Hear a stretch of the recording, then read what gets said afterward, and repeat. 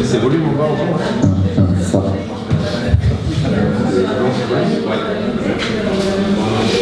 Et on est en fiable. Quelqu'un?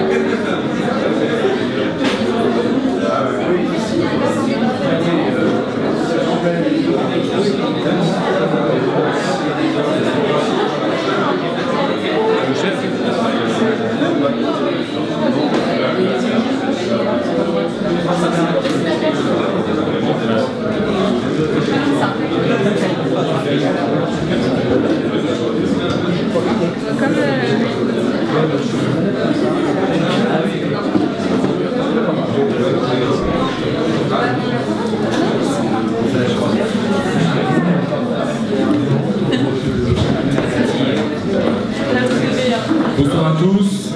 Il reste 4 places de choix au premier rang. N'hésitez pas. Je vois personne encore debout.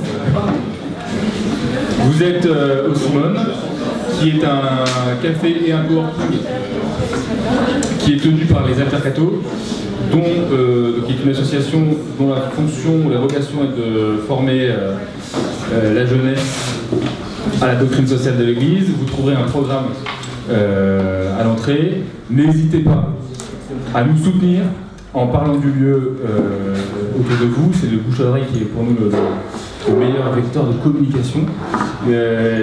En nous rejoignant sur les réseaux sociaux, notamment Facebook, et surtout en adhérant.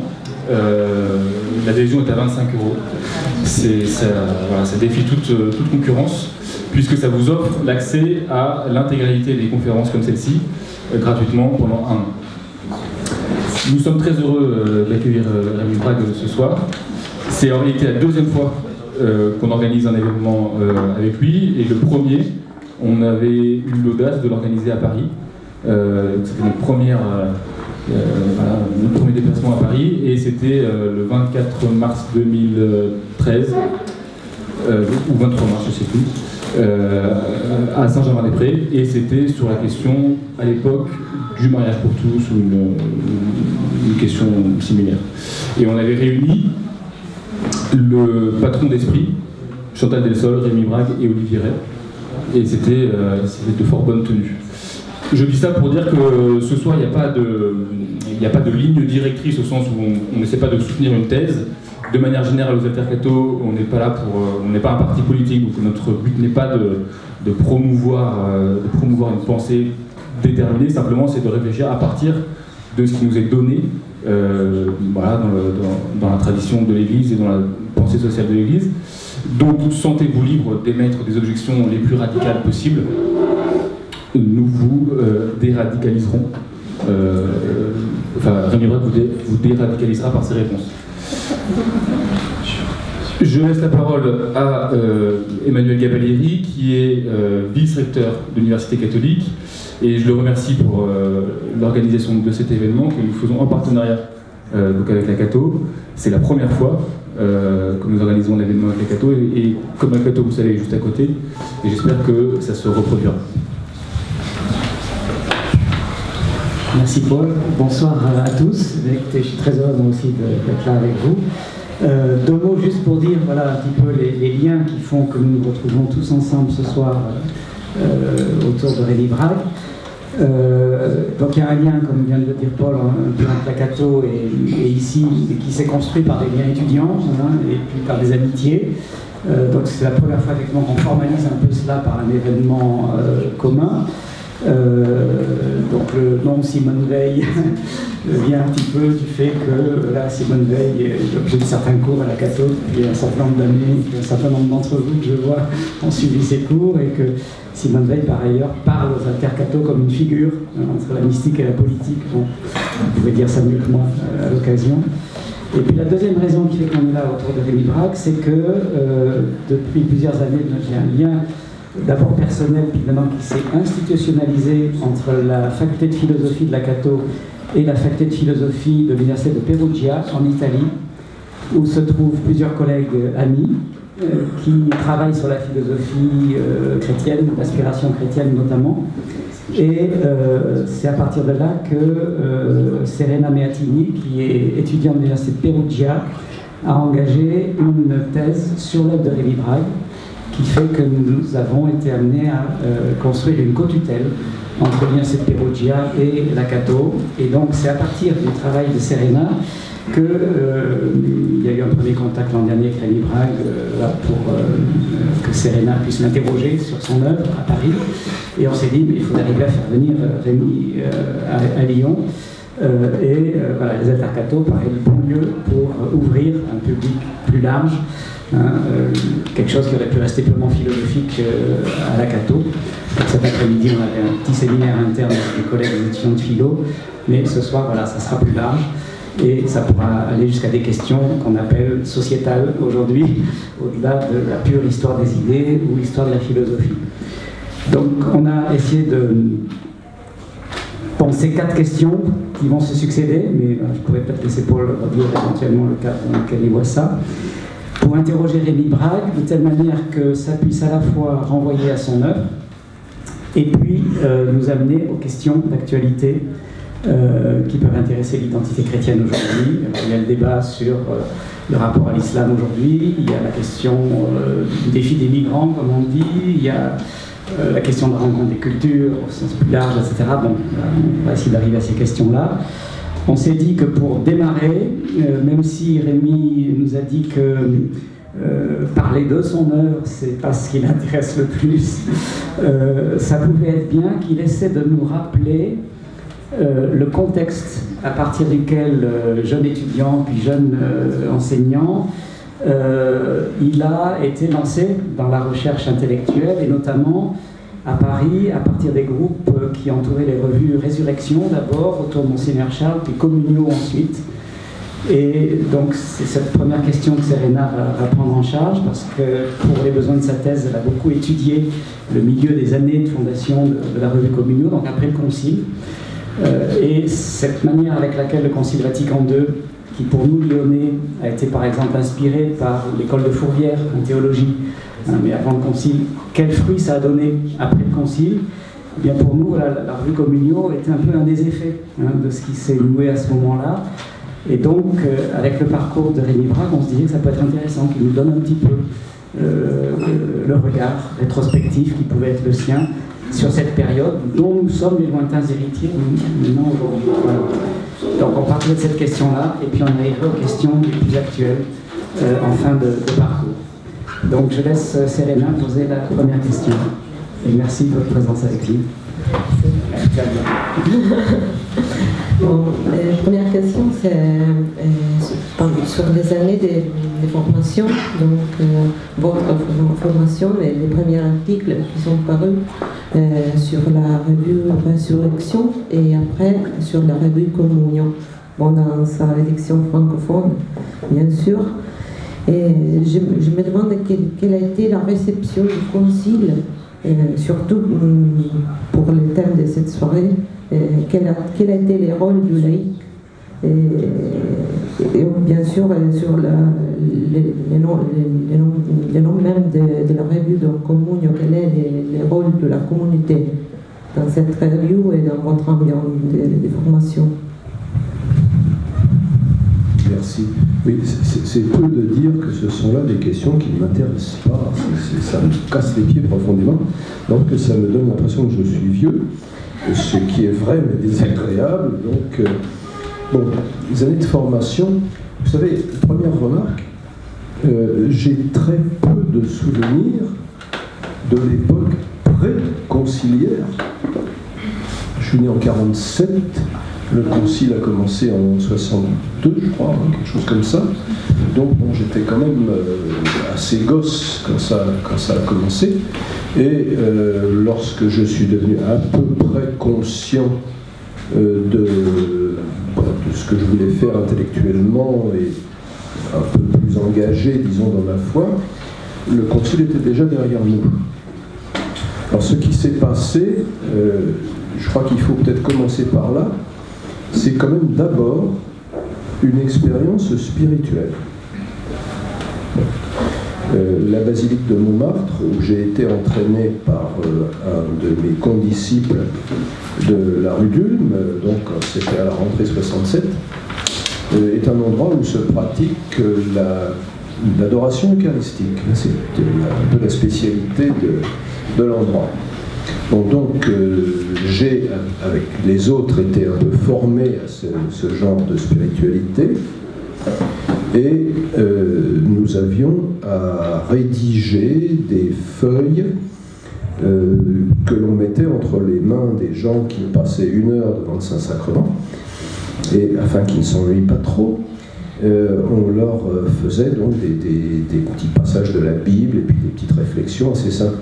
Je crois que c'est cet enracinement de la théologie, entre guillemets, dans la spiritualité qui a été décisif pour nous. Nous avons toujours, enfin nous je veux dire mes petits groupes que je formais avec des gens de mon âge, avons toujours considéré que la théologie devait s'enraciner dans la spiritualité, ne pas rester une activité purement cérébrale, si vous voulez. Bon. Ensuite, il se trouve que nous avons été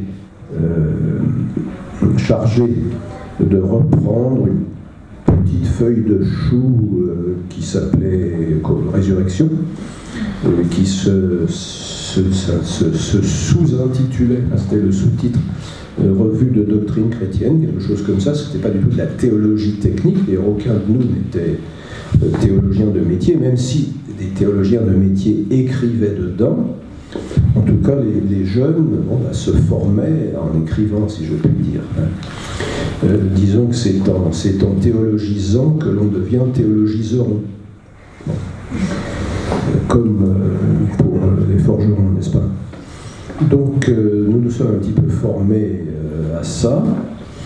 Le concile nous apparaissait, et il apparaissait à ceux qui nous avaient chargés de cette tâche, comme bien une occasion pour les laïcs de se secouer un petit peu, de ne pas laisser tout le boulot, de ne pas déléguer tout le boulot aux prêtres. Donc voilà, c'est un petit peu comme ça que ça a commencé. La revue Communio est arrivée ensuite à partir de 1975, et là c'est le père Balthazar qui nous a confié, à nous petits connards de à peu près 30 ans. Je dis ça parce que moi maintenant je ne ferai plus tout ça. On ne confierait pas quelque chose à des petits jeunes comme ça. Lui, miraculeusement, non seulement génial, mais humble, nous a confié ça. Voilà. Mais il ne nous a pas confié la rédaction des articles, il nous a confié la direction concrète, si vous voulez, la fabrication des numéros. Enfin, nous écrivions aussi de temps en temps. Ça va ? Bon. J'espère qu'on va quitter ce sujet, parce que vraiment... Alors, vous savez ce qu'on dit en argot, on raconte pas ta vie. Non, c'était le contexte d'après Vatican II, qui pour nous est très lointain, qui pouvait être intéressant, il nous semblait, pour éclairer peut-être ce qui paraît rétrospectivement souvent la reconquête d'une culture chrétienne, notamment par les laïcs chrétiens depuis les années 70-80. Et du coup, là, j'arrive à la question que je voulais poser ensuite sur, à partir de la voie romaine, donc cet ouvrage Europe, la voie romaine, qui vous a fait connaître et qui a eu un succès en plusieurs étapes d'ailleurs, sur lequel vous pourrez nous dire un peu votre sentiment. Cette thèse sur la civilisation européenne, donc je résume très mal et que vous redirez bien mieux que moi, selon laquelle ce qui est exceptionnel dans la civilisation européenne, c'est un double héritage qui obéit à un double principe de secondarité. Celui d'abord qui articule le judaïsme et le christianisme, qui fait que le christianisme se pense comme héritier d'un judaïsme qui le précède, et dont il est dit qu'il l'accomplit, mais il ne l'accomplit qu'en étant en dette à l'égard de cette origine. Et puis, deuxième principe de secondarité, c'est celui que Rome acquiert par rapport à la Grèce, et qui fait que les Romains, alors même qu'ils se sentent la civilisation supérieure dans le présent de leur époque, se considèrent en dette de la civilisation grecque et dépendants de cet héritage culturel qu'ils vénèrent tout en étant leur continuateur. Et donc la civilisation occidentale, de ce point de vue-là, c'est la convergence de ce double héritage, de ce double principe de secondarité. Cette thèse qui articule, alors pour revenir peut-être au titre qui a été donné à la soirée, identité et altérité, il met sous ce terme de secondarité qui est extrêmement fécond, voilà, a été l'objet de beaucoup de commentaires depuis jusqu'à aujourd'hui. J'étais frappé de voir que dans ce que je connais un peu de cela, la première réception de la voie romaine a été beaucoup du côté chrétien, etc. Mais aujourd'hui, il y a beaucoup de philosophes de la culture, de politologues, d'historiens qui s'y sont intéressés indépendamment de l'horizon strictement chrétien, parce que ce principe de secondarité peut paraître très fécond pour penser des rapports au sein d'une culture comme entre les cultures. Et par exemple, voilà, le type de question que j'aimerais poser à Rémi Brague pour savoir comment il répondrait, c'est ce double principe qui est tout à fait unique à l'Europe, qu'on ne peut pas trouver équivalent ailleurs. Mais est-ce qu'il peut se transposer à d'autres contextes historiques et culturels? Je prends un exemple qui m'avait beaucoup frappé quand je suis allé à Mexico et que j'échangeais avec des intellectuels mexicains qui me disaient « Mais pour nous, Mexico, c'est la seconde Rome, parce que c'est la Rome de l'Amérique latine. » Et l'Amérique latine, c'est un certain principe de secondarité de ce point de vue-là, c'est-à-dire on hérite de la conquête européenne par les conquistadors d'un côté, et puis de l'autre côté, il y a la civilisation amérindienne qui est aussi une source pour le Mexique d'aujourd'hui, qui se pense comme héritier du monde latin d'un côté, héritier d'un monde pré-colombien de l'autre. Est-ce que c'est une transposition possible du principe de secondarité, ce type de conscience culturelle? Est-ce que ça peut aider à réfléchir, voilà, l'histoire des grandes cultures, l'évolution historique qui fait qu'une culture passe dans une autre? Est-ce qu'il y a un modèle, voilà, de secondarité qui pourrait être défini comme sans doute structurant pour toute grande culture, pour toute rencontre entre les cultures? Voilà, c'est le type de question que j'ai à l'esprit. Et voilà, autant je suis frappé que les concepts introduits par Rémi Brague ont beaucoup nourri la réflexion sur la situation européenne, autant je me dis, mais voilà, est-ce que ça peut nous aider aussi à réfléchir aussi bien d'autres cultures que le contact entre la situation européenne et d'autres cultures? Et par rapport à la question aujourd'hui de l'universalité du christianisme, de la rencontre des cultures non chrétiennes, si on pense à l'Afrique, si on pense à l'Asie, à la Chine, etc., qu'est-ce que ça pourrait donner à penser pour une pensée chrétienne, pour une philosophie de la culture, etc. Donc voilà, c'est un peu cette question du rapport entre le christianisme qui est universel, une civilisation tout à fait unique qu'il a incarnée de manière spécifique, et puis la possibilité de transposer cela à d'autres horizons, qui me paraît un champ de réflexion vraiment fécond et très actuel, et qui pourra alors nous amener ensuite aux questions que vont poser Paul et Marie-Hélène sur l'actualité, le choc des civilisations, si on parle comme certains, le défi de la mondialisation aujourd'hui, etc. On va arriver à ces questions ensuite. Mais est-ce qu'on peut y arriver à partir des schèmes de la voie romaine? Voilà la suggestion. Merci beaucoup, Emmanuel. Oui, bon, Emmanuel a eu la gentillesse de se référer donc à ce livre qui est déjà pas si jeune, puisque la première édition date de 92. Et la dernière, la troisième, sous forme de livre de poche, date de 99. Bon, elle est rééditée, mais elle n'est pas augmentée, alors que les trois premières forment une sorte de boule de neige. La deuxième était déjà pas plus étoffée, la troisième nettement. Donc ma réflexion continue, bien entendu. Le succès de ce livre m'a beaucoup surpris.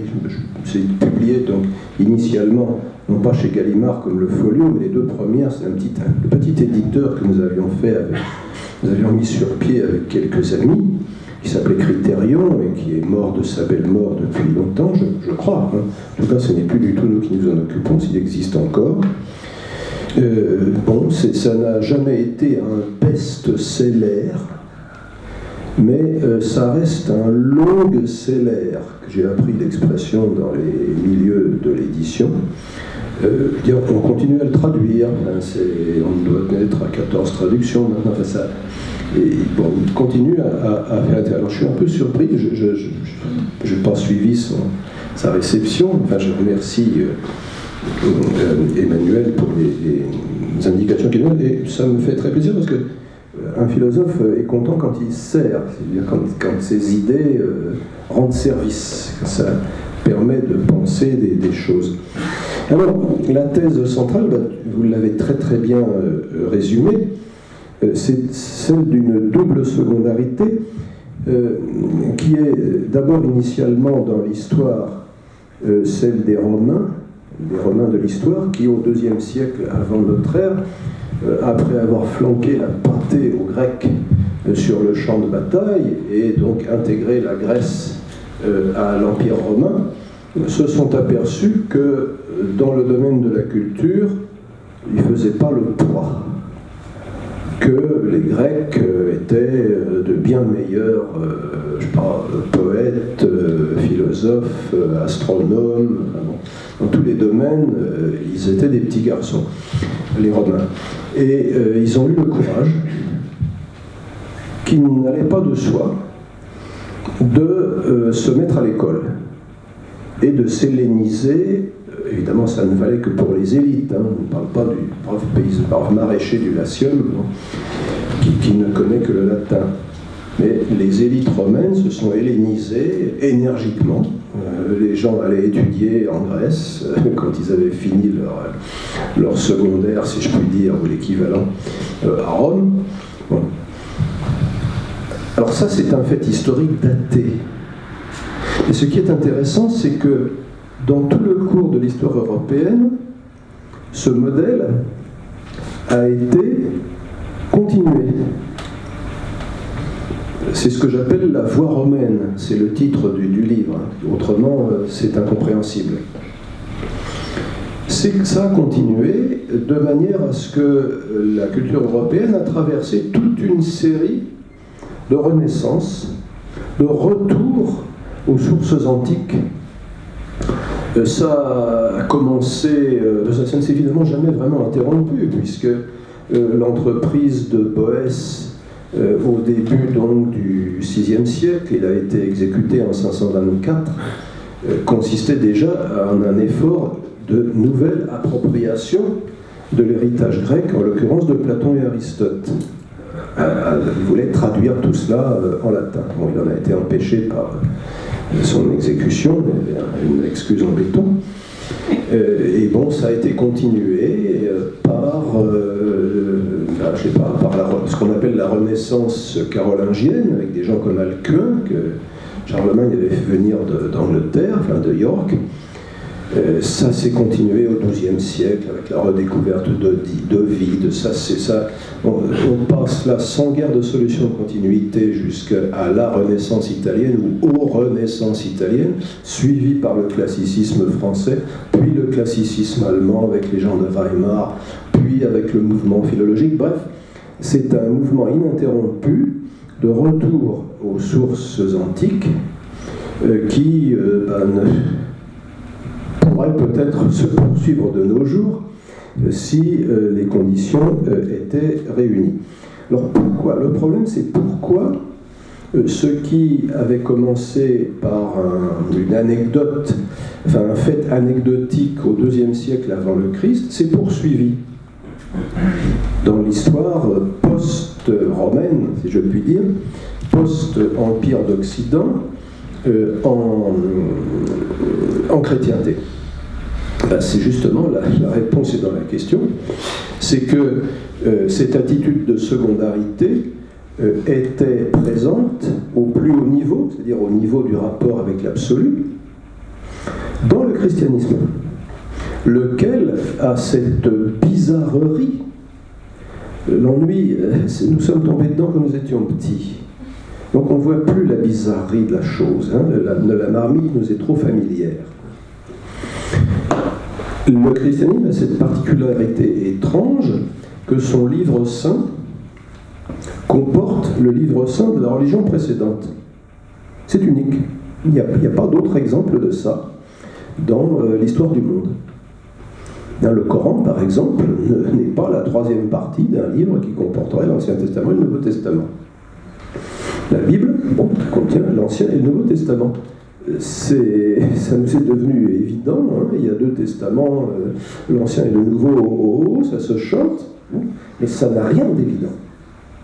Alors je dis que c'est ça qui a permis à ce que j'appelle la romanité, enfin, la secondarité romaine, de poursuivre sa carrière au-delà de sa première incarnation historique au IIe siècle avant notre ère. C'est aussi cette secondarité qui a permis à l'Europe, dans la foulée, si je puis dire, de son double rapport avec l'hellénisme d'une part, le judaïsme de l'autre, de se mettre à étudier, voire à découvrir d'autres cultures. Qu'est-ce que c'est qu'un indianiste? Historiquement parlant, c'est quelqu'un qui s'est dit, tiens, le grec c'est intéressant, je vais faire du grec, et à la recherche des sources du grec, je vais faire du sanskrit. Qu'est-ce que c'est qu'un arabisant? Historiquement parlant, c'est quelqu'un qui s'est mis à étudier l'hébreu pour lire l'Ancien Testament, et qui s'est dit, tiens, là, pendant que j'y suis, il y a des langues qui ressemblent, je vais mettre à l'arabe. C'est comme ça que ça s'est passé historiquement parlant. Je me permets de rappeler ce point afin de détruire, à supposer qu'elle soit encore à détruire, la légende suivant laquelle l'orientalisme serait né de la colonisation. C'est tout simplement faux. Alors, ces autres cultures, les autres cultures, je ne sais pas, bon, les Indes, la Chine, l'Amérique précolombienne, l'Afrique, l'islam, le Japon, etc., etc. Est-ce qu'on peut leur transposer, c'est votre question, Emmanuel, est-ce qu'on peut leur transposer ce modèle? Moi, je poserais une question. D'abord, ces autres cultures existent-elles encore? Bon. La Chine est-elle encore confucéenne? Ou est-elle seulement confusément confucéenne? Ou existe-t-il quelque chose de suffisamment solide dans les cultures précolombiennes pour qu'elle soit autre chose qu'un folklore ou un prétexte à une revendication d'identité. Là, je pense justement au Mexique, où j'ai passé très peu de temps, hein, j'ai dû passer 10 jours en tout dans ma vie. Donc, en bon intellectuel parisien, je connais à fond. Bon, je me demande si les références culturelles qui sont invoquées là-bas sont réelles ou si elles sont fabriquées. C'est une question pour laquelle je n'ai pas de réponse. Hein. Mais je pense par exemple à un autre exemple. Regardez l'histoire de la Russie. C'est une histoire qui est en grande partie fictive. On va commencer par la légende de la Troisième Rome. Bon. Puisque vous avez parlé de Mexico comme de Tenochtitlan comme une seconde Rome. Bon. Et puis, bon. Donc, si vous voulez, il faut qu'elle soit suffisamment solide, si je puis dire, pour qu'on puisse leur appliquer ce traitement de choc que la culture européenne s'est appliquée à elle-même. Est-ce qu'il y a suffisamment à puiser dans les cultures? C'est pas une question pour moi, hein, c'est juste une question pour les gens qui appartiennent à ces domaines culturels. Deuxième question, existe-t-il dans la tradition de ces cultures, à supposer qu'elles existent, de quoi rendre pensable quelque chose comme ce que j'ai appelé la secondarité, c'est-à-dire la référence, la secondarité ou identité excentrique, ça c'est une notion que j'ai introduite, excentrique ne voulant pas dire prendre sa douche avec un chapeau de forme sur la tête, hein. C'est excentrique au sens très précis du terme, c'est-à-dire ce qui a son centre en dehors de soi. Or, je dis que le problème, c'est que les civilisations non européennes ne connaissent pas ce genre de choses. L'Europe est une civilisation extraordinairement bizarre. Tout le monde parle de Athènes et Jérusalem. Et on a deux sources, il y a une tension féconde entre les deux pôles que constitue Athènes, qui est la source de la science et de la philosophie, et Jérusalem, qui est la source de la morale. Valérie a dit ça très bien, en des termes bien supérieurs à ceux que je viens de bredouiller. Bon, mais où se trouve Athènes et où se trouve Jérusalem? Pas en Europe. Jérusalem, c'est évident. Je rappelle que les Grecs ne se sont considérés comme européens, et encore. Je ne parle pas des histoires actuelles, hein, mais ils se sont considérés comme à peu près européens à partir du XIXe siècle. Avant, l'Europe, c'était l'Italie, l'Allemagne, et c'est les autres. Nous avons une civilisation dont les points de référence lui sont extérieurs. C'est assez extraordinaire. En revanche, une civilisation absolument normale, c'est par exemple la Chine. Rien de plus normal que la civilisation chinoise, qui se réfère, qui se considère comme l'empire du milieu. Alors, le cercle parfait inscrit dans un carré dont les quatre coins sont occupés par des barbares. Voilà une civilisation absolument non excentrique, autocentrique. Est-ce qu'elle peut s'appliquer à elle-même la secondarité à l'européenne? C'est une question pour les Chinois, c'est pas une question pour moi. Est-ce que d'autres civilisations peuvent le faire? Je n'en sais rien. Voilà, donc j'en sais pas grand-chose.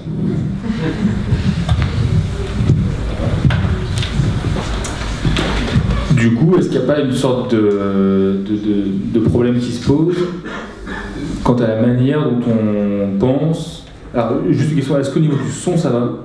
Parce que j'ai l'impression qu'il y a différents paliers. Il y a les gens qui sont un peu assommés devant et les gens qui n'entendent rien. C'est bon derrière? Ok. Voilà. Est-ce qu'il n'y a pas du coup un problème? C'est que dans la manière dont on pense, entre guillemets, défendre l'identité chrétienne de la France aujourd'hui, avec ce thème des racines chrétiennes. Est-ce que ce que vous dites, c'est qu'en fait,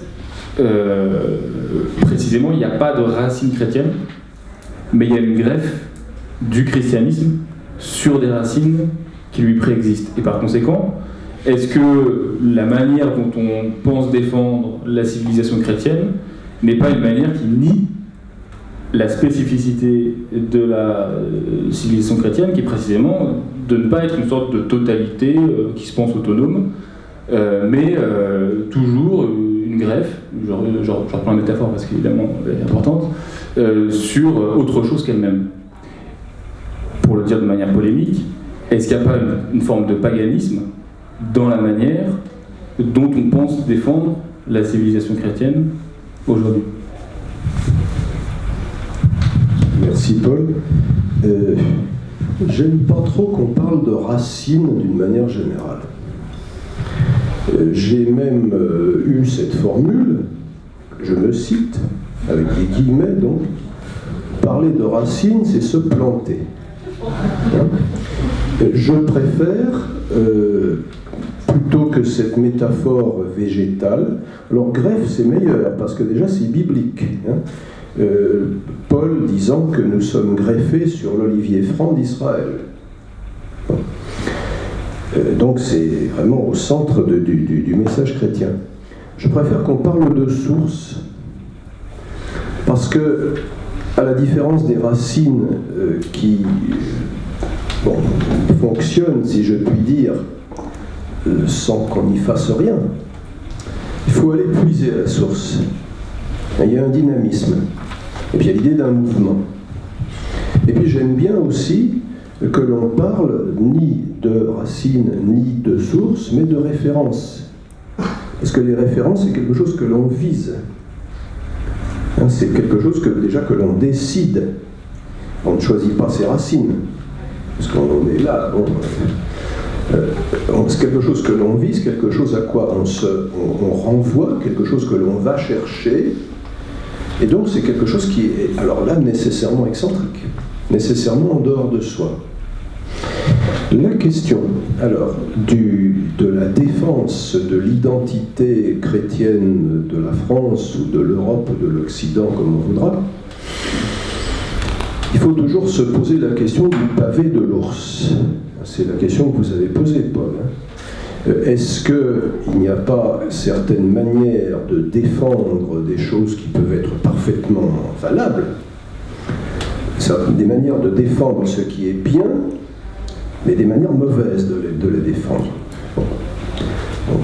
Il n'y a pas d'exemple qui me vienne à l'esprit, mais on peut imaginer que ça soit tout à fait possible. On peut s'y prendre comme un manche pour essayer de faire des choses très bonnes. Le paganisme, c'est très bien le paganisme. Dire le paganisme tel que nous en avons le souvenir, mélangeait d'une manière assez inextricable le bon et le mauvais.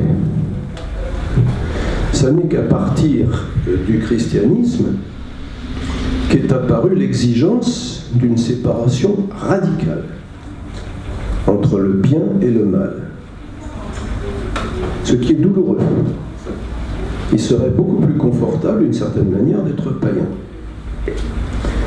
Et l'ennui, c'est que de toute façon, nous ne pouvons plus. C'est pas que ça serait mauvais, c'est pas que ça serait vilain d'être païen, mais c'est que nous ne pouvons plus. Essayer un peu de voir du divin dans la nature. Je ne veux pas dire de considérer que la nature est une créature de Dieu. Ça, est la création de Dieu, ça, on y arrive.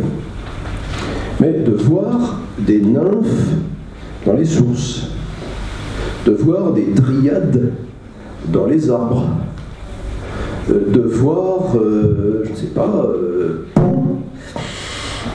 derrière la fécondité de votre troupeau, de, je ne sais pas quoi, de n'importe quel genre de bestiaux. Dans un monde technicisé, ça devient difficile. Marx avait déjà remarqué ça dans la préface à la critique de l'économie politique, 1859. Comment peut-on croire à Hermès lorsqu'on se trouve à Fleet Street, là où l'on imprime tous les journaux de Londres? Comment peut-on croire à Zeus quand on a des paratonnerres? Comment peut-on croire à Vulcain quand on a des marteaux-pilons et des forges qui fabriquent toutes sortes d'objets en acier et des choses de ce genre-là? On n'y arrive plus. C'est pas, comme je dis, c'est pas une interdiction morale, c'est que nous n'avons plus la capacité. Et tout ce qui est païen maintenant, tout ce qui se présente comme païen, me semble, c'est mon opinion et je la partage, me semble de pacotille. On n'arrive pas à y croire. Un exemple pour les amateurs de littérature anglaise, je ne sais pas si vous connaissez ce merveilleux livre pour enfants qui s'appelle The Wind at the Willows, Le vent dans les saules, écrit par un type qui s'appelait Kenneth Graham, extrêmement connu en anglo-saxonie, mais je crois peu connu en français. Il y a un chapitre dans lequel les héros, alors c'est le héros, c'est un blaireau et un Une loutre et un blaireau. Oui, il y a aussi Mr. Mole, mais ben oui, il est là-dedans aussi. Et puis il y a l'ineffable Toad, qui est absolument fantastique. Bon, il y a un moment, il y a un bébé, je sais pas quoi, enfin d'un animal qui est perdu, il le recherche, et il le retrouve dans les bras du dieu Pan. Et c'est le dieu Pan. Et pendant une page, 2 pages, on y croit. Puis on referme le livre, c'est terminé. Si le paganisme pouvait réussir à être autre chose qu'un jeu d'esthète ou de littérateur, ça serait peut-être pas si mal. Mais malheureusement, on ne peut plus. La porte est claquée derrière nous. Alors donc, une manière païenne de défendre le christianisme est de toute façon impossible. Ce que Paul veut dire, c'est une manière mauvaise. Une manière non chrétienne. Et bon, si le non-christianisme était païen, ce serait déjà pas si mal.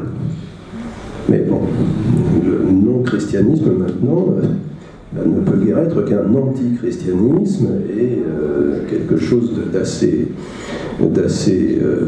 pénible.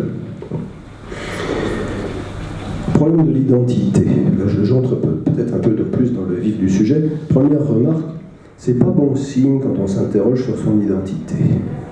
D'une manière générale, qui que ce soit, au niveau individuel comme au niveau collectif. La bonne question, c'est plutôt qu'est-ce qu'il faut que je fasse ?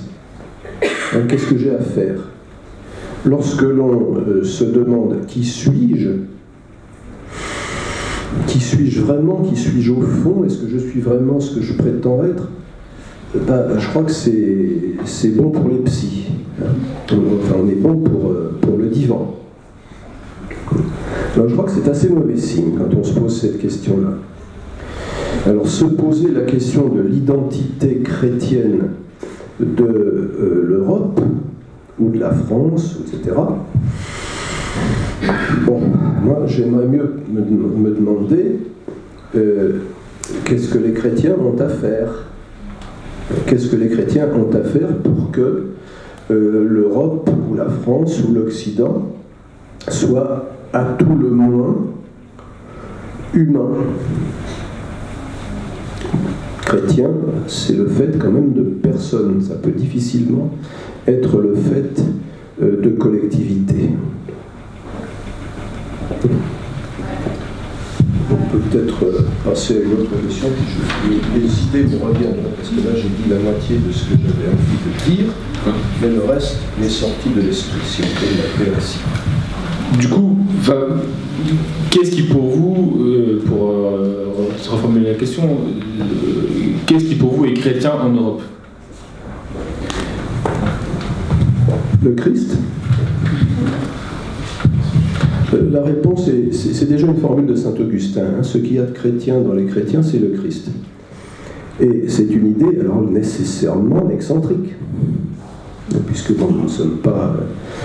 Nous sommes le corps mystique du Christ, dans la mesure où nous recevons l'Eucharistie et sommes en communion les uns avec les autres autour de notre évêque. Mais notre identité est radicalement excentrique. Nous sommes en marche vers notre propre christianisme. Nous sommes en cours de conversion. Jamais oublier que nous sommes tous, bon, sauf peut-être pour quelques rares juifs convertis, nous sommes tous des païens en voie de conversion.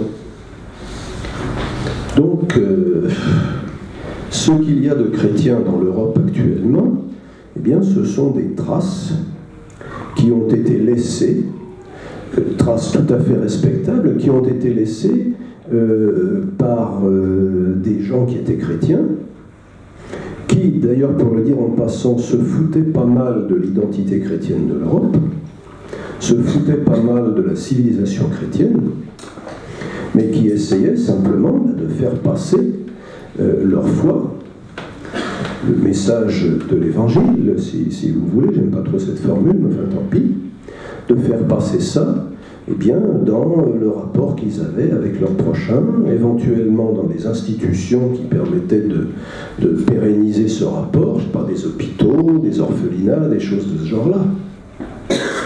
Je reviens sur un point que j'ai simplement effleuré. Les gens qui ont fait la civilisation chrétienne se foutaient pas mal de la civilisation chrétienne. Ce qui les intéressait, c'était le Christ.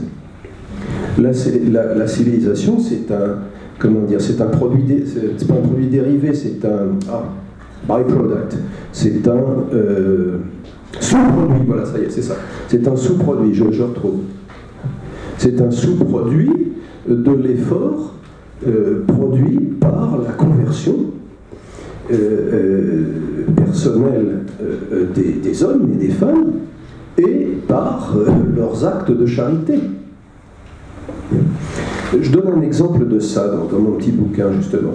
C'est le pape Grégoire le Grand, qui a été un très grand pape, vers la fin du 7e siècle, si je ne me trompe pas, un très grand pape qui a posé finalement les fondations pour ce que nous appelons le Moyen-Âge. Alors, pas le chant grégorien qu'on lui attribue, mais qui n'est pas de lui, même s'il l'a un peu arrangé, enfin c'est pas de lui. C'est lui qui a fait le premier traité, d'une certaine manière, chrétien sur la morale. Le commentaire, les Moralia in Job, sur le commentaire moral du livre de Job. C'est un très grand pape, sans lequel le Moyen-Âge n'aurait pas été ce qu'il a été, et qui était à peu près convaincu qu'il serait, sinon le dernier, du moins l'avant-dernier pape. Que tout le monde à l'époque croyait que la fin du monde était pour demain. Il partageait cette croyance. Donc ce qu'il a fait, cette merveilleuse œuvre d'organisation, de repenser du message chrétien, il l'a fait sans avoir le moindre espoir de créer quelque chose comme une civilisation chrétienne, puisque ça allait disparaître.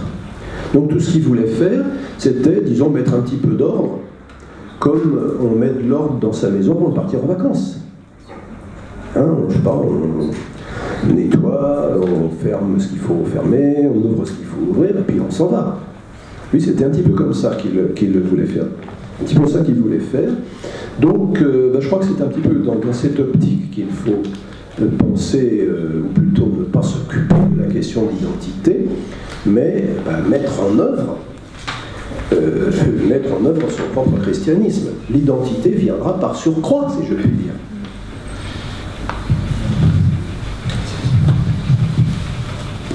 Alors une dernière question autour de la nation, qui se trouve aujourd'hui justement au cœur de ce débat sur l'identité chrétienne, avec notamment les deux ouvrages d'Erwan Le Moredec et de Laurent Dandrieux, où on a tendance finalement à opposer autour de la figure du pape François, qui joue un rôle central là-dedans, un christianisme défenseur des nations et un christianisme ennemi des nations. Donc en l'occurrence, à travers la figure du pape François, on va en référer comme défenseur des nations à des discours qu'il a pu avoir sur l'indépendance des nations vis-à-vis des puissances d'argent, ou aussi aux racines du pape François de la théologie du peuple.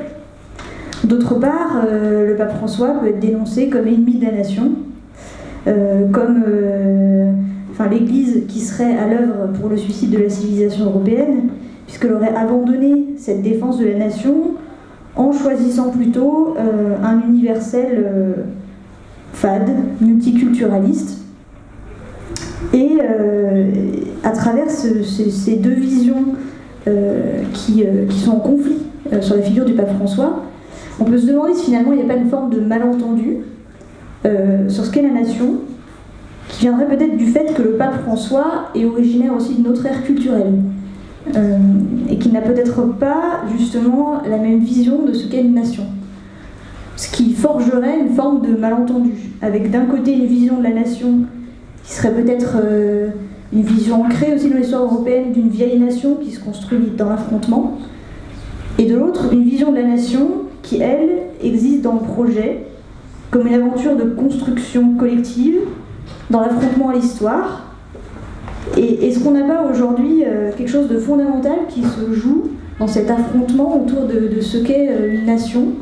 On peut le retrouver peut-être aussi dans l'histoire américaine, à travers l'histoire de la nation qui se forge là aussi dans l'affrontement au pays, à l'histoire, et la nation comme choc des civilisations.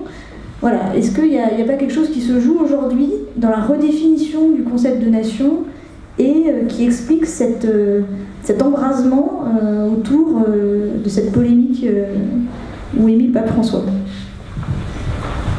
Merci. Bon, sur le pape François, j'ai pas énormément de choses à dire, parce que bon, je ne connais pas. Hein. Oui, c'est tout bête. Ce que je peux sentir, c'est que effectivement, son background culturel et l'expérience d'une nation très jeune, l'Argentine, une nation qui est donc venue d'ailleurs, venue d'Europe, en grande partie d'Italie, dont ses propres ancêtres. Vous connaissez ce que disait Borges sur les Argentins. Les Argentins sont des Italiens qui parlent espagnol, qui voudraient bien être anglais et qui arrivent tout juste à être français. De ce point d'observation, qui doit évidemment influencer son optique, hein, nous avons tous des lunettes d'une couleur déterminée, moi j'ai des lunettes françaises, lui a des lunettes argentines. Bon, il doit effectivement percevoir le concept de l'idée de nation d'une autre manière. De même, un autre pape antérieur, maintenant canonisé, Jean-Paul II, parlait beaucoup de nations à partir alors d'une expérience qui était celle donc, de la nation polonaise, bien entendu, une nation donc qui s'est trouvée divisée entre trois États entre 1772 et 1919, et pour lequel la culture, la langue en particulier, les mœurs, hein, les habitudes ont une importance beaucoup plus grande, puisque elle ne disposait pas, cette nation, d'un État qui, comme en France, l'a construite et, pour une large part, l'a aussi inventée, ou bien le dire. L'inventée et forgée, moulée par l'école, par le service militaire, les choses de ce genre-là. Donc, nation, c'est quelque chose qui correspond à des expériences tout à fait différentes. Et même pour aller chez nos voisins immédiats, je pense à l'Italie, la nation italienne n'a pas la même expérience que la nation française, puisque l'État italien, l'État unifié italien, est quelque chose de très récent, enfin, relativement récent. Donc ça a en gros un siècle et demi, et peut-être le processus de l'unification n'est pas encore totalement terminé. Enfin bon, ça c'est Rénin qui pourrait nous raconter des choses à ce sujet. Alors, défenseurs des nations, lesquelles, les nations comprises comment, ennemis des nations, lesquelles, les nations comprises comment. Le pape François est-il un défenseur du multiculturalisme? Si c'est le cas, ça serait bien le dernier, puisque même Madame Merkel, qui a commencé, comme vous le savez, par cet appel assez naïf, me semble-t-il, et assez peu prudent, à une immigration de masse dans une Allemagne qui se dépeuple, a dit, il n'y a pas tellement longtemps, que l'idée multiculturaliste était morte. Que dire du multiculturalisme? Eh bien, qu'il est à la fois la meilleure et la pire des choses. Il est la meilleure des choses quand il est le fait d'individus. L'individu qui a plusieurs cultures, par exemple qui est bilingue ou multilingue, est un exemple à suivre. Une société multiculturelle dans laquelle coexistent des groupes dont chacun a sa langue, dont chacun a ses habitudes, dont chacun a sa religion, dont chacun a son histoire réelle ou mythique, moi je n'ai pas d'objection de principe là contre, mais je constate que ça n'a jamais marché. Un exemple particulièrement triste étant celui de la Pologne, que j'ai déjà nommé, pays dans lequel les communautés juives, les fameux shtetl de toutes les histoires yiddish à ce sujet, flottaient, si je puis dire, un peu comme des yeux sur le bouillon. L'image est de Marx, comme des yeux sur le bouillon sur une majorité catholique. Les deux s'ignorant assez largement. C'était des vies parallèles. Donc, comme on le sait, ça s'est plutôt mal terminé, pas tellement par la faute des Polonais, mais bon, vous savez, je ne vais pas vous raconter des histoires que vous savez par cœur. Les villes multiculturelles du pourtour de la Méditerranée, par exemple Alexandrie, bon, ben voilà, ça a existé jusqu'à, disons, la deuxième moitié du XXe siècle. Après, c'était terminé. Donc, on a l'impression que les sociétés, je répète, les sociétés multiculturelles, ben, ça marche pas. Ça marche pas. C'est pas une objection de principe ou une objection morale, quelle qu'elle soit. On constate simplement que c'est, pour dire le moins, c'est très difficile. Et l'histoire ne nous encourage pas trop à l'optimisme sur ce point. Alors, moi, le gros problème, me semble-t-il, pour l'accueil des migrants, c'est de cela, je crois, à cela que vous pensiez, c'est qu'est-ce que nous avons à leur dire.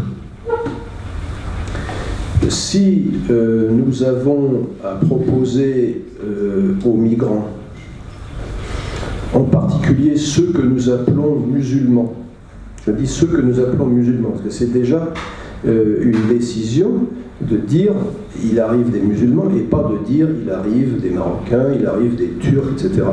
Ou il arrive, je ne sais pas, des dentistes ou des agriculteurs. Pourquoi les plaquons-nous déjà sur leur religion? C'est le résultat d'un jeu de miroir pervers qui fait qu'ils nous rendent l'appareil et considèrent que l'Europe est chrétienne. En Europe, il y a des chrétiens. Donc ils attribuent directement au christianisme, aussi bien, je ne sais pas, mettons, les conquêtes de la technologie occidentale, que les mœurs qu'ils jugent dépravées de beaucoup de nos contemporains. Les chrétiens sont pour l'avortement. Bon, ça a l'air un peu drôle, mais c'est comme ça qu'ils perçoivent les choses. Ce sont des sociétés chrétiennes, donc il y a l'avortement, il y a le mariage gay, toutes sortes de choses pour lesquelles ils n'ont pas beaucoup de goût. Bon. Question, qu'est-ce que nous avons à leur proposer? Les valeurs républicaines. Bon, je vous laisse rire pendant quelques instants. Donc, les valeurs républicaines. Si nous n'avons rien d'autre à leur dire que ça, c'est-à-dire au fond rien, alors nous n'avons que ce que nous méritons. Si nous pensons qu'ils sont assez,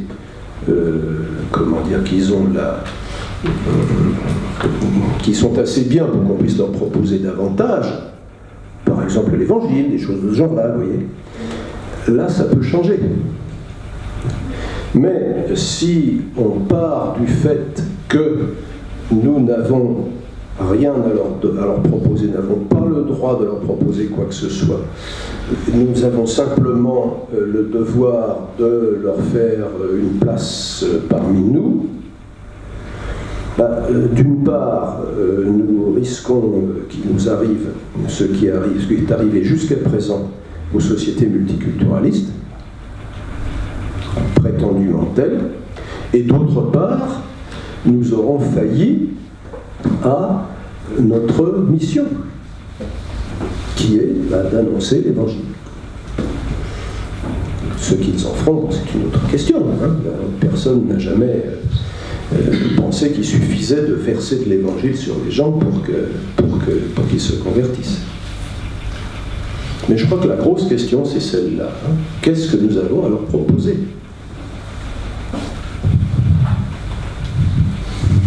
Mais est-ce que les cultures vont forcément justement s'opposer? Est-ce qu'elles ne peuvent pas se superposer aussi? Dans ce que vous avez dit, justement sur la question de tout ce qui renvoie à la cohabitation des cultures, on parle par exemple du modèle américain qui était justement la fusion de cultures dans un projet, donc une nation-projet qui intégrerait différentes cultures. Et le christianisme peut aussi être finalement évoqué comme exemple aujourd'hui se penser comme chrétien et comme français. Est-ce que de ce point de vue-là, il n'y a pas quelque chose justement à articuler Très, très bonne question. J'aurais dû d'ailleurs déjà vous dire ça. C'est une des idées qui me sont sorties de l'esprit lorsque je parlais. C'est que qu'est-ce que l'on entend par ce qui va entrer dans un domaine culturel déjà donné? Qu'est-ce qui va entrer, par exemple, mettons en France? Si ce qui entre, c'est ce que nous, chrétiens ou d'origine chrétienne, si ce qui entre, c'est ce que nous appelons une religion, alors, effectivement, pourquoi ne pas faire place à l'islam, que c'est de lui qu'il s'agit, comme on a fait place au judaïsme, comme on est en train de faire place, je ne sais pas, au bouddhisme ou que sais-je. Si en revanche, on comprend que l'islam n'est pas une religion au sens où nous l'entendons, mais est finalement une civilisation clé en main. Je rappelle que telle ou telle forme de la charia, il n'y a pas une charia, il y en a plusieurs formes, toute forme de la charia, quelle qu'elle soit, se donne pour programme de répondre sur toutes les questions qui peuvent se poser dans la vie d'un homme normal, enfin d'un homme ou d'un être humain normal, donc des questions de vie quotidienne, une réponse qui va classer tel ou tel comportement sur un schéma de 5 possibilités: obligatoire, recommandable sans être obligatoire, indifférent, blâmable sans être interdit, interdit. En principe, la charia doit, la forme de la charia qui sera en vigueur dans la région où vous vivrez, doit être capable de vous dire telle pratique, je sais pas, tel aliment, tel vêtement, tel comportement envers les enfants, envers le conjoint, envers les autorités, envers les subordonnés, etc. est permis, interdit, recommandable, blâmable ou neutre. Tout doit pouvoir être soumis à ce genre de schéma. C'est ça que j'appelle une civilisation clé en main. Le problème, donc, c'est qu'il est très difficile de faire coexister 2 civilisations clés en main. Vous ne pouvez pas faire coexister 2 totalités. Pourquoi le problème de l'assimilation des Juifs a-t-il été résolu? Eh bien, parce que le Juif le plus observant possible, je ne parle pas des gens déjà un peu assimilés en bordure de la communauté, le Juif le plus observant possible va se conformer lui aussi à des règles qui vont déterminer très précisément ce qu'il devra faire en matière de nourriture, de vêtements, de prière, de toutes sortes de choses, toutes les dimensions de la vie. Seulement, ces règles ne vaudront que pour les Juifs. Nous autres, nations du monde, nous nous contentons des 7 commandements qui ont été donnés à Noé à la sortie de l'arche, qui sont des commandements absolument élémentaires, presque définitoires de l'humain. L'islam a cette particularité de combiner le caractère total des réglementations de la vie avec le caractère total de la mission. C'est-à-dire qu'il emprunte au christianisme l'universalité. Le prophète a été envoyé pour les rouges et pour les noirs, dit un hadith bien connu, donc nous dirions pour les blancs et pour les noirs, pour les roses et pour les noirs. Il combine donc l'universalité du message chrétien et l'exigence de totalité des règles du judaïsme. C'est ça qui rend la chose difficile. Pour un musulman conscient de sa religion, je ne parle pas de tous les braves gens qu'on appelle musulmans et qui ont un rapport avec leur propre islam plus ou moins lointain. Donc je parle de musulmans, sachant qui ils sont et voulant être ce qu'ils sont. Ça devient très difficile parce que justement il est difficile de faire coïncider, de faire coexister sur le même espace finalement des systèmes qui veulent chacun toute la place. Ils veulent tous les deux toute la place. Je crois que c'est ça le gros problème. Donc vous voyez, culture, ça n'est pas que de la culture, si je puis dire. Je vous propose qu'on passe à vos questions. Je rappelle la règle. Il n'est pas requis d'être d'accord avec qui que ce soit, mais il est requis d'exposer des arguments, c'est-à-dire de parler rationnellement. C'est à vous. Première question. Est-ce qu'il y a une première question? Marc. Vous parliez de totalité. Et justement, est-ce que c'est pas dans le christianisme de renoncer à la totalité, en sens que la totalité n'est pas de ce monde? Et donc qu'on a à faire le deuil d'une partie de la vie, quoi. La totalité de la vie n'est pas de ce monde, quoi.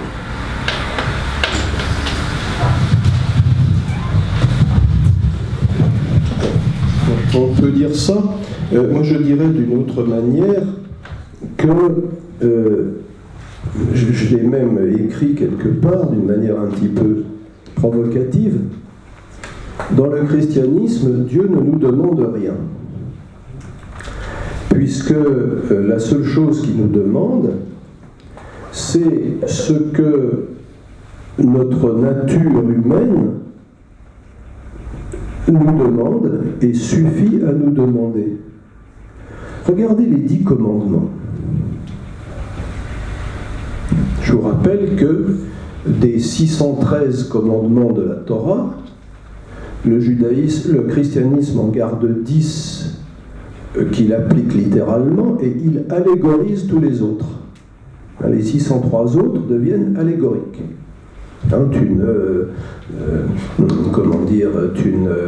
ne muselleras pas le bœuf qui foule le grain, etc.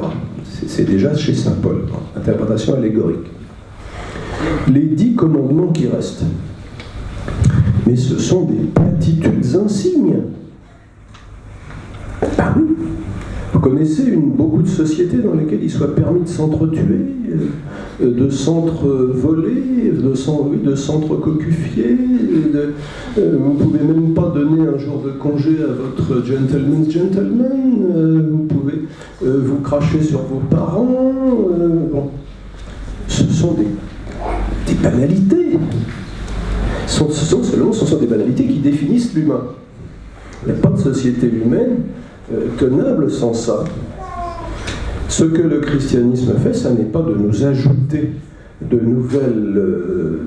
nouveaux commandements. Lorsque le Christ dit « je vous donne un commandement nouveau », il cite le Lévitique. Aimez-vous les uns les autres. Le Lévitique dit, puisqu'il n'y a pas de pronom réciproque en hébreu, il dit « tu aimeras ton prochain comme toi-même ». C'est la même chose, la même idée. Ce qui fait la nouveauté du commandement du Christ, c'est le contexte, à savoir la passion. Aimez-vous les uns les autres. Bon, banalité, comme je vous ai aimé. Alors là, ça devient plus sportif. Bon, puisque il s'agit de nous donner sa vie éventuellement pour les autres. Le problème du christianisme, c'est justement qu'il n'y a pas de morale chrétienne. Il y a une interprétation chrétienne de la morale, comme il y a une interprétation bouddhiste de la morale, comme il y a une interprétation islamique de la morale, comme il y a une interprétation, disons, aristocratique de la morale. Le même commandement, prenons l'exemple inverse, vous commettez un péché, une faute. Vous êtes conscient, vous allez dire oh, merde, j'ai contrevenu à la loi morale. J'ai fait de la maxime de ma volonté une exception, alors qu'elle aurait dû avoir une valeur. Vous êtes chrétien, vous dites oh, zut, j'ai fait de la peine au bon Dieu. J'ai augmenté le poids de la croix sur les épaules du Christ, des choses de ce genre-là. Vous êtes bouddhiste, vous dire oh, merde, j'ai compliqué mon karma, ça va peser la prochaine réincarnation, je vais être dégradé une fois de plus devant le front des troupes. Vous êtes, je sais pas, vous êtes japonais, vous allez dire oh merde, honorablement, j'ai failli au Bushido, je me suis conduit pas comme un samouraï, bien comme il faut, etc. etc., etc. Mais il n'y a pas 150 façons de faire traverser la rue à une vieille dame. Bon. Le christianisme, lui, il intervient, si je puis dire, après la reconnaissance de cette morale commune, en introduisant l'idée de pardon. Je ne suis pas arrivé, je vais demander pardon. Bon, mais Dieu m'a pardonné une fois pour toutes dans le Christ, mais il faut que je m'approprie ça. Et puis l'idée de grâce. J'y arriverai pas tout seul, je vais demander à Dieu qui m'aide. Et qui m'aide à faire quoi? À respecter les conditions de base de mon humanité, c'est-à-dire les 10 commandements. Donc, il y a, une exigence de totalité de la morale. Toute action est soumise à la loi morale, mais ça n'est pas une totalité de détermination, fais ceci, fais pas ça, etc. Alors quant au fait que nous n'avons pas ici de demeure permanente, bien sûr, je ne suis pas le premier à le dire. En fait, ce qui m'intéresse, c'est la place du doute dans notre culture, dans notre civilisation. Et finalement, comment on articule le doute et le christianisme. Ça, c'est une question très très importante. Oui. Parce que ce monde, on se pose des questions dessus, mais on ne sait pas grand-chose de lui, finalement. Le monde où on est. Écoutez, la foi, c'est un doute surmonté. La foi n'est pas la reconnaissance d'une évidence, c'est une décision de la volonté, décidant par confiance envers quelqu'un doté évidemment d'une autorité un petit peu particulière, auquel on reconnaît une autorité tout à fait particulière, puisque nous on pense que c'est le Fils de Dieu, nous a dit d'admettre. C'est pas une évidence. Ça, je crois que c'est un point très important dans le christianisme. C'est une décision de la volonté. Décision bien fondée, d'accord, mais ça n'est pas la reconnaissance de ce qui crève les yeux. Et donc le doute fait partie d'une certaine manière de la foi. Parce que finalement, à partir du moment où il est dépassé. C'est en doutant qu'est né l'esprit scientifique qui ne cesse pas de détruire des hypothèses pour en faire de nouvelles, etc. Je veux dire, il n'y a pas de rapport évident. Quelqu'un qui réfléchit un peu se rend compte que rien n'est évident.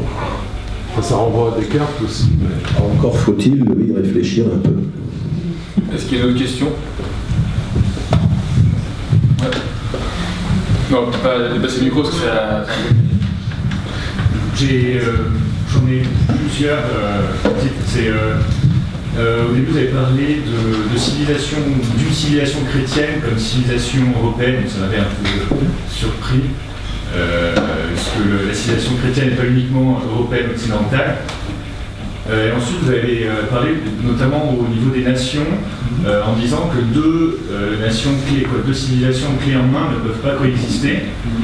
Et j'ai peut-être une nuance à apporter à ça, c'est que la civilisation chrétienne, ou en tout cas les chrétiens, parce qu'on réussi, partout où ils sont allés, à s'intégrer. C'est une réflexion que je me suis fait personnellement en regardant autour de moi. Et au final, des proches qui ont grandi dans des pays différents, de civilisations, de cultures différentes, et qui ont tous réussi à avoir un sentiment d'identité, pas forcément culturelle, donc aussi déjà culturelle et aussi nationale, qu'ils ont eu. Et je pense que le fait qu'ils soient chrétiens n'est pas étranger en fait à cet aspect multiculturel au final. C'est-à-dire que le chrétien est apte en tant que... J'ai pas réussi à faire le lien entre la chrétienté et le fait de pouvoir s'adapter à des cultures différentes, mais je n'ai jamais constaté de difficulté pour un chrétien qui grandit, qui vit dans une culture qui n'est pas la sienne à l'origine, de ne pas s'y intégrer. Et la deuxième chose, vous avez parlé aussi de pourquoi est-ce qu'on appelle les musulmans quand ils arrivent, car ils nous appellent les chrétiens. Et aussi, vous aviez évoqué le fait que, si on peut appeler ça une religion, le fait qu'en fait, la religion musulmane ne peut pas être mise, n'est pas symétrique à la religion chrétienne. C'est-à-dire qu'on ne peut pas considérer la religion musulmane comme on considère la religion chrétienne, et c'est pour ça que ça nous surprend, au final, de dire pourquoi est-ce que les musulmans nous appellent les chrétiens, alors que nous, en tant que chrétiens, nous sommes tous différents. Mais c'est parce que aussi, et c'est aussi particulier à l'islam, et c'est peut-être aussi la source du problème, au final, d'identité qui se pose avec l'islam, c'est que l'islam a un sentiment, est une civilisation, comme vous dites, clé en main, mais aussi une civilisation pan-nationale. C'est une nation en elle-même, et donc du coup qui arrive justement avec ses règles, avec son mode de vie, et qui aspire à vivre en tant que nation et pas dans une nation. Et je pense que c'est plus ça le problème que vraiment l'affrontement entre deux civilisations, car justement les chrétiens n'ont jamais eu de problème à aller vivre partout dans le monde et dans des cultures différentes. Alors, pour commencer par le début, les expressions que vous avez citées, civilisation chrétienne, civilisation européenne, je les ai toutes employées avec des guillemets. J'espère que vous les avez bien entendus, je les ai bien prononcées. Et de toute façon, je ne songe nullement à les identifier. Il y a un christianisme éthiopien qui n'est pas vraiment européen, que je sache. Bon. Oui. Du coup, vous parlez de l'origine, on va dire, hellénique et juive, oui. Comme particularité de la civilisation européenne. Elle n'est pas la particularité que de la civilisation européenne. Ah, alors de quelles autres? L'Église occidentale et orientale. Oui, bien sûr, d'accord. Bon, alors là, il faudrait que je simplifie, que je complique un petit peu les choses en parlant par exemple du fait que la civilisation byzantine, à laquelle se réfère le monde orthodoxe, à tort ou à raison, laissons la réponse dans un flou artistique, il y a une grande part de fiction là-dedans, enfin bon. La civilisation byzantine a une seule secondarité, elle n'est pas secondaire par rapport à la Grèce et les Grecs.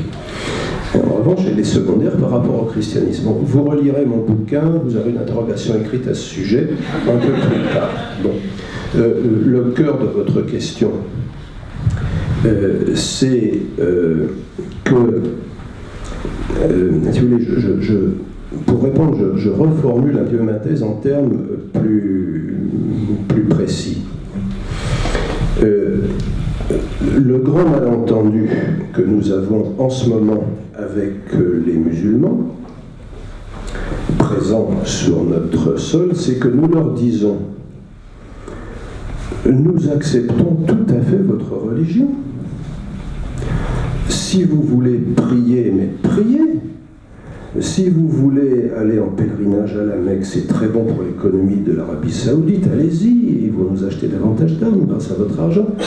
Si vous voulez jeûner, jeûnez, pas de problème. On va même vous faire des produits halal, on peut vous aider à construire des mosquées, etc. En revanche, la charia, niette. C'est exactement comme si vous disiez à un chrétien: écoutez, vous pouvez très bien être chrétien, mais alors surtout ne croyez pas à la divinité du Christ, ne croyez pas que c'est lui le sauveur, ne croyez pas... Ben, on leur donne d'une main ce qu'on leur reprend de l'autre. Parce que, justement, on applique à l'islam notre idée de ce que c'est que le christianisme, à savoir essentiellement un culte. Des prières, éventuellement le jeûne du carême, éventuellement le pèlerinage, non pas à la Mecque, mais à Lourdes, ou à Saint-Jacques-de-Compostelle, ou n'importe où, ou à Combin, ou comme on voudra. Pardon ? À Rome. Oui, Rome n'est pas vraiment un lieu de pèlerinage, proprement parlant. Laissons cela de côté. C'est ce qui me permet d'aborder votre dernière question, une question peut-être essentielle. Un chrétien est quelqu'un qui sépare sa religion du reste de son comportement. Il peut s'habiller selon les habitudes vestimentaires de l'endroit. Il se nourrira selon les habitudes alimentaires de l'endroit. Parce qu'il y aura d'un côté les actes de culte qui composeront sa religion, puis de l'autre, les actes de la vie quotidienne. Il ne sera pas obligé de se laisser pousser la barbe et de se raser la moustache, de se mettre une voile si c'est une dame, etc. etc. Un voile, excusez-moi. Bon. Donc, on a là justement le problème de savoir ce qui est religieux et ce qui ne l'est pas. Bon, alors quant au fait de l'adaptabilité des chrétiens dans toutes les civilisations, ça c'est un fait sur lequel je n'ai rien à dire, c'est une expérience que l'on a ou que l'on n'a pas. Bon, là j'ai pas d'idée. Il y avait un monsieur qui avait posé une question là. Si vous parlez suffisamment fort, moi je suis j'ai noté, je suis appréhendé par votre comparaison entre l'Évangile et l'Ancien Testament. Oui. Et vous dites, c'est bon, ça va ensemble, c'est des usages communicants, c'est le même livre pratiquement. Enfin, vous n'avez pas dit ça, enfin, je ne suis pas philosophe, mais je vais le dire de façon très imprécise. Par contre, vous parlez du Coran à part, comme si c'était quelque chose de païen. Alors, or, moi, j'ai un Ancien Testament, j'ai un livre, un Nouveau Testament, et j'ai un Coran que j'ai reçu en arabe. Et je le lis, ce Coran, de temps en temps. Je suis étonné par le nombre de fois. On n'ouvre pas une seule page où on ne parle pas d'Israël dans le Coran. Israël. Il y a des tas de choses, disons, en commun entre cette religion qui est l'islam et aussi bien l'Ancien Testament et le Nouveau. Seulement, je ne prétends pas, disons, entrer dans poser une question, seulement c'est une appréhension que j'ai, et donc je réserve le temps, tu dois approfondir cette question du Coran, et je me demande si, en général, les Français, les Européens occidentaux, ils ont été un petit peu rebutés par le Coran, parce que, bon, en arabe c'est très difficile le Coran, mais c'est pas une langue très riche en arabe. La richesse de l'arabe du Coran est très importante, mais traduit en français, c'est pas pareil. Ceci dit, ce que je voulais dire, je termine là-dessus, c'est que bon, c'est un objet de recherche de voir si toutefois il est mis à part par rapport au hasard. Voilà. Parce que les premiers chrétiens c'était des juifs. S'il n'y avait pas eu le concile de Jérusalem, c'était pratiquement des juifs un peu plus particuliers, disons. Mais il y a eu une révolution, mais bon, on laisse c'est à partir de ce moment-là où le christianisme est né, il y a un souffle de liberté qui s'est mis avec Paul, je pense, et ça s'est développé. D'accord. À cause de l'ouverture aux Grecs, justement, et aux habitudes des Grecs qui ne veulent pas accepter, qui veulent avoir cette idée de religion chrétienne, mais sans vouloir être, disons, empêché de manger du cochon, etc., la circoncision, etc. D'accord, merci. Donc ça me donne l'occasion justement d'expliquer, c'est une très bonne question. Alors, le Coran, je commencerai par la plaisanterie bien connue de Churchill, qui disait les États-Unis et la Grande-Bretagne sont séparés par l'usage d'une même langue. Eh bien, je dirais, la Bible, Ancien et Nouveau Testament, et le Coran sont séparés par l'usage de mêmes noms. Si vous ouvrez le Coran, vous trouverez effectivement les noms alors vous trouverez très peu le nom du prophète Mahomet, il n'apparaît que 4 fois dans tout le livre, et pas toujours d'ailleurs en un sens où il désigne clairement une personne. En revanche, vous allez trouver beaucoup de références à Abraham, enfin à Ibrahim, à Moussa, donc Moïse, quelques-unes, beaucoup moins nombreuses qu'on ne le dit, à Aïssa, c'est-à-dire Jésus, bon, fils de Mariam, etc. Vous allez trouver quelques références à Adam, bien sûr, à Noé, bon, je crois que j'en oublie pas trop, à Jonas, bon, les autres prophètes, Isaïe, Jérémie, Ézéchiel, Daniel, les autres, et les 12 petits, ils y sont pas tellement. Jean-Baptiste, dans le Nouveau Testament, merci. Le problème, c'est que ces noms recouvrent des gens à propos desquels on raconte des histoires qui ne correspondent que très partiellement à ce qui est raconté à leur sujet dans la Bible. Pour Moïse, ça marche à peu près, hein, il y a le pharaon, etc. Mais les miracles de Jésus, par exemple, l'essentiel des miracles de Jésus dans le Nouveau Testament, ce sont des guérisons. Dans le Coran, il n'y en a pas. En revanche, il y a ce miracle qui est raconté dans un évangile apocryphe, le petit garnement de Nazareth qui fabrique des oiseaux avec de l'argile, il souffle dessus, les oiseaux s'envolent, et ensuite, bon, il frappe dans ses mains et les oiseaux reviennent de l'argile, donc de purs miracles de puissance. Abraham, alors, aurait sacrifié son fils, on ne sait pas trop bien si c'est Isaac ou Ismaël, il aurait construit la Kaaba à la Mecque, bon, ce qui n'est évidemment pas dans l'Ancien Testament, etc., etc. Donc les noms sont les mêmes, les histoires qui sont racontées à leur sujet sont différentes. Est-ce que l'on peut dire encore qu'il s'agit des mêmes personnages? Deuxième remarque, pourquoi mettons le Coran à part des autres? Mais parce qu'il se met lui-même à part des livres précédents. Ça, c'est le dogme islamique de enfin, il y a un terme arabe technique dont je vous fais grâce, la falsification des écritures précédentes. La Torah aurait été confiée à Moïse, l'Évangile, au singulier, aurait été confié à Jésus, Donc l'évangile, c'est pas un livre qui parle de Jésus, mais c'est un livre qui aurait été confié à Jésus, de la même manière que la Torah aurait été confiée à Moïse et surtout que le Coran aurait été confié à Mahomet. Mais ces livres, qui contenaient donc des vérités, ont été ensuite trafiqués par leurs porteurs,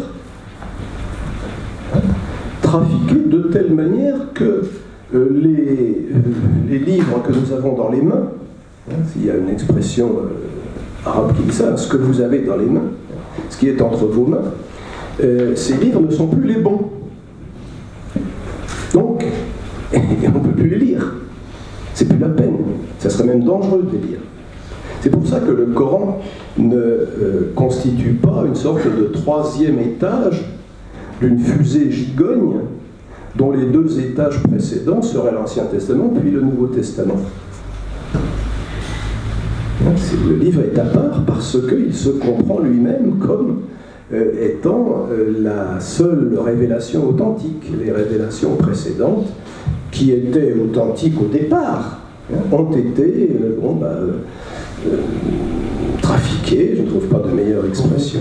Corrompus, oui c'est ça, corrompus, falsifiés par leurs porteurs. Ça c'est un dogme tout à fait fondamental et qui, bon évidemment, rend ne facilite pas le dialogue, disons.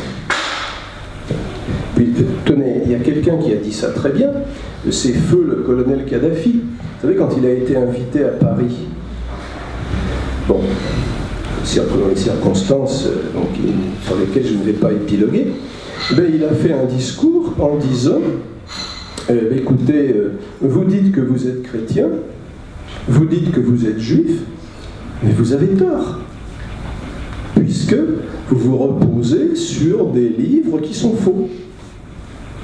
Les seuls véritables juifs, les seuls véritables chrétiens, ce sont nous les musulmans. Alors le plus étonnant n'est pas qu'il ait dit ça, parce que c'est une doctrine commune. Le plus étonnant, c'est que ça ait surpris son auditoire, qui ne savait pas ça. Une dernière question? Ouais. Vas-y. Alors j'avais une question, je vais juste reprendre ce qu'avait dit Paul, enfin la question qu'il posait, à savoir est-ce qu'il n'y a pas une manière, au fond païenne, aujourd'hui, de revendiquer l'identité chrétienne. Et pour poser ma question, d'abord je vous remercie d'avoir dit de manière, il me semble, très claire que l'identité chrétienne, au sens le plus strict, rigoureux, on pourrait dire dans un sens un peu pur, c'est une identité excentrique, savoir que on s'identifie au Christ. On peut même dire doublement, parce qu'en s'identifiant au Christ, on s'identifie aussi à la figure du pauvre, de l'autre, etc. Donc, d'un point de vue identitaire, tel qu'on l'entend aujourd'hui dans le vocabulaire politique, ça n'a pas de sens de parler d'identité chrétienne si on peut dire, en un sens, gestion de patrimoine. Oui, c'est ça. Mais vous avez dit aussi que c'est aussi cet effort d'identification au Christ qui a donné naissance à une chrétienté et à une civilisation chrétienne, avec notamment l'exemple de Grégoire le Grand qui, par son effort, et puis les efforts de tous les saints, on pourrait dire, fondateurs de monastères, bâtisseurs de cathédrales, d'églises, etc., ont donné naissance, au fond, à un monde de références, de signes, bref, un ensemble cohérent de pratiques, de coutumes, où cette identité-là demeure, c'est des forces d'identification pure, etc., l'identité chrétienne reste ça, mais dans un contexte, on va dire, où il y a une identité chrétienne un peu impure, quoi, qui se crée et qui donne aussi son... Enfin, qui devient le monde dans lequel cet effort devient possible, quoi, et prend son sens. Et concrètement, aujourd'hui, la question, l'espèce de trouble identitaire des chrétiens, elle porte là-dessus.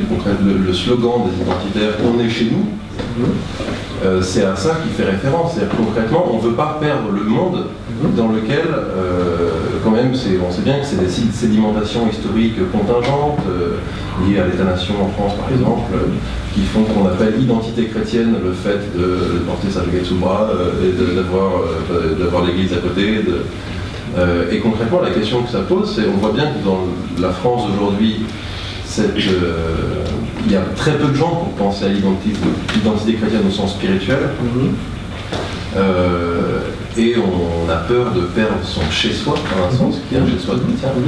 La question simple, est-ce qu'il y a sens à défendre cette identité impure chrétienne, cette sédimentation historique, sans la première, parce qu'on sait que, à part vague de conversion massive, voilà, ce sera difficile. Je comprends bien votre stratégie de la sauvegarder par que les chrétiens agissent en chrétiens pour voir ce qui reste vivant dans une civilisation chrétienne. Mais est-ce que c'est pas légitime de la part des gens qui sont chrétiens que de culture, de coutume, etc., de vouloir sauver cet héritage? Ou est-ce que c'est la mort d'une civilisation concrètement? C'est tout à fait légitime. Ma question n'était pas oui, j'aurais peut-être dû le dire plus clairement. Il me semble tout à fait légitime, par exemple, d'éviter de ne pas vouloir qu'on vous prenne ce qui est à vous. C'est tout con. Hein. Dire le vol, c'est pas bien. Mais simplement, je me demande si c'est la peine de mobiliser du christianisme pour ça.